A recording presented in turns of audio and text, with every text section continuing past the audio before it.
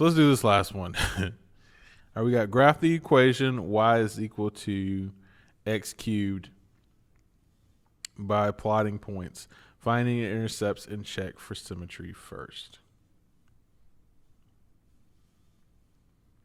I mean, so if we have y equals x cubed, right? So y is equal to x cubed. What we can do is we can start with the intercepts. So remember, for x-intercept, y equals 0, so we can check that. 0 is equal to x cubed. Take the cube root of both sides, which, by the way, if you put into your calculator, should be 0, and then you use this button to the 1/3. That's cube root. This is the same thing as saying cube root is equal to x, which the cube root of 0, the root anything of 0 is just 0. Same thing for the others. So if we're trying to find the y-intercept, we got to figure out when x is equal to 0. That's going to be much simpler.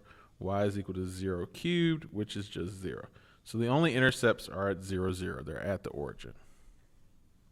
Then what we want to do is check and see if xy gives us a result of negative xy. So we can say, okay, well, if I have y is equal to x cubed, and I try to replace those with negative x and negative y, or negative x, negative y, then I can see that this is going to remain negative y, and then negative x cubed. So basically that's negative x times negative x times negative x.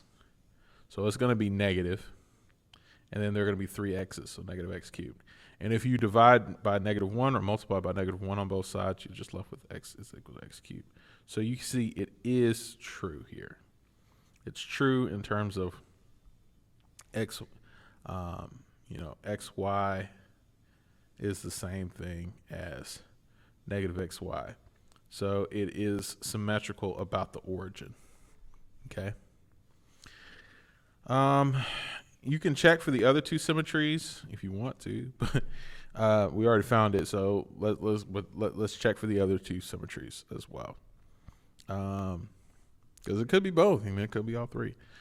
For the other symmetries, remember, for x symmetry, y is equal to negative y basically. So we can try that. We have y is equal to x cubed, and if you put negative y in there, equal to x cubed, you can clearly see that's not the same thing, right? Negative y equals negative x cubed. These 2 are not the same, so it doesn't have x symmetry. Then to see if it has y symmetry or symmetry about the y-axis, you check for the x's. So x is equal to negative x. We can try that. You say y is equal to negative x cubed. Check that. You end up with y is equal to negative x cubed.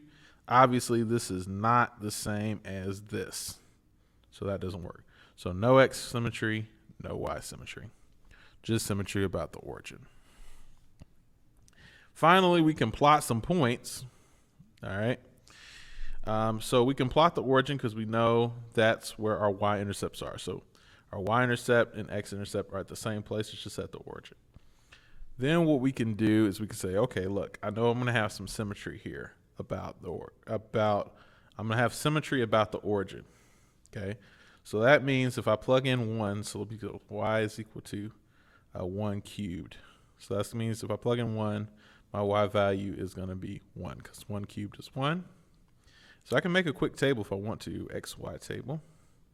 So if I plug 0 into my function, I'd have y is equal to 0 cubed. That's just y is equal to 0, so that's 0. If I plug 1 into my function, I'd have y is equal to, we already did this one, equal to 1 cubed will be 1. If I plug 2 in, y equals 2 cubed, so y is equal to 8, so 2, 8. 3 cubed, so our y is equal to 3 cubed, so y is equal to 27. Now the beautiful thing is it is symmetrical about the origin, so I know that the negatives of these will just flip. So I've got 0, 0, I've got 1, 1, but I know also not only is 1, 1 going to work, but the negatives will also, because you know, it's symmetrical about the origin. So -1, 1 will also work. So -1, -1. 2, 8 works. 2, 8 works. So then -2, -8 will also work. And you can kind of get that from there. It'll look something like this. And that's it.